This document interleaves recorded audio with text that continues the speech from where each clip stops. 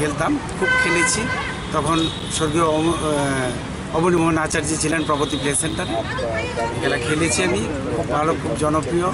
আজকে Olympic day উপলক্ষে এই প্রদর্শনী ম্যাচ চলছে। এখানে এসছেন আমাদের রাজ্যের অলিম্পিক অ্যাসোসিয়েশনের চেয়ারপারসন মিস্টার রতন শাহ মহাশয় আছেন কমলবাবু স্পোর্টস সেলের প্রভারী, আছেন স্বপন সাহা স্পোর্টস সেলের সচিব, আছেন ডাক্তার স্পোর্টসের ডাইরেক্টর সাহেব, আর আছেন আমাদের এখানের ফিজিক্যালের মিনতি। তো সবাই মিলে এত সুন্দর একটা প্রদর্শনী ম্যাচ অনুভব করছি আমরা, সত্যি আনন্দের ব্যাপার। আর অ্যাকচুয়ালি আমাদের উদ্দেশ্য হলো এই যে আমাদের রাজ্যের স্বীকৃত অলিম্পিক অ্যাসোসিয়েশনের দিল্লি থেকে স্বীকৃতি এনে আমাদের রাজ্যের খেলোয়াড়রা যাতে ঠিকভাবে আমাদের রাজ্যের হয়ে খেলতে পারে সেই ব্যবস্থা করা।